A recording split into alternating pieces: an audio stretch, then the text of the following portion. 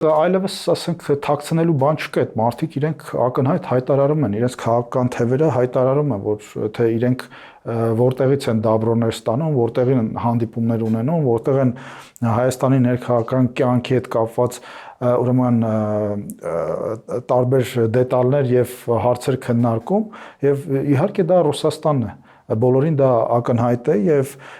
մեծ առումով Ռոբերտ Քոչարյանը երկար տարիներ նաեւ եղել է ռուսական պետական կորպորացիայի վարձու աշխատող, այսինքն այդ մարդը ռուսական բյուջեից փող է ստացել եւ բնականաբար ըստ էության